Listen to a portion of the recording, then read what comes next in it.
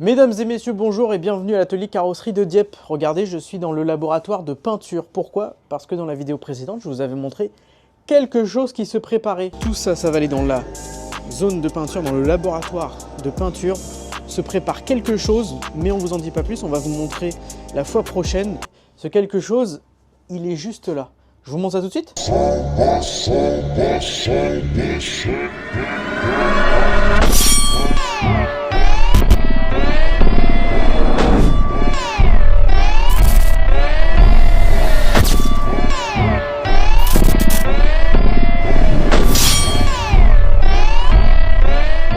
Et c'est en voix off que je vais vous aider à mieux comprendre cette nouvelle technologie. Mais jusqu'ici, comment faisait-on?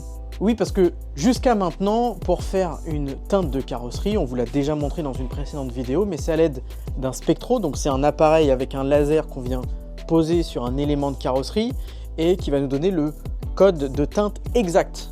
Une fois qu'on a fait ça avec le spectro, on avait l'habitude de le brancher sur l'ordinateur et l'ordinateur nous donner toutes les quantités de peinture à mélanger pour faire la bonne teinte exacte. Voilà, à l'aide d'une balance, c'était vraiment façon recette de cuisine, c'est la façon classique depuis maintenant des années qui fonctionne. Ok, côté spectro, rien ne change. Arthur continue de l'utiliser en le plaçant sur les éléments de carrosserie à repeindre, comme ici, cette jante pour obtenir le code couleur exact. Ensuite, toujours à l'aide de l'ordinateur, celui-ci détermine la composition de la teinte.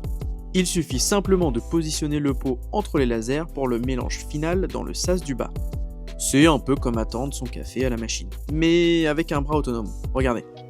Ce dernier vient chercher une référence et commence par la secouer. Et oui, c'est très important pour bien mélanger la peinture à l'intérieur. Ensuite, il vient la placer sur un plateau circulaire qui peut en contenir 2 à la fois. Étape 1, versement avec précision des gouttes nécessaires dans le pot. Puis étape 2, le plateau fait un quart de tour et une brosse s'occupe de nettoyer les buses avant que le bras robotisé replace les références.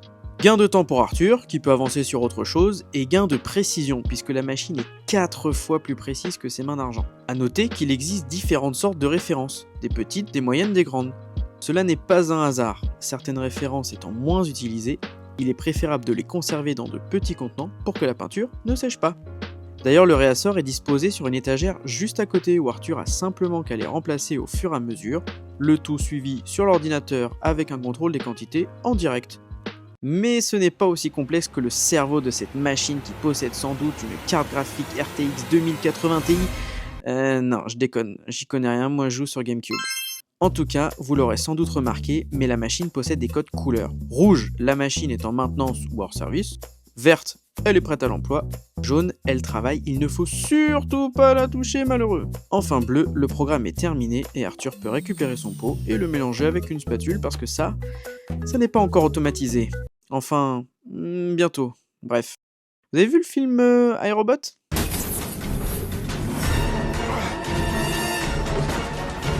Allez, je vous rends Alexandre. C'est la fin de cette vidéo, merci de nous suivre, on vous souhaite une excellente semaine, on se retrouve la semaine prochaine, à très bientôt, ciao!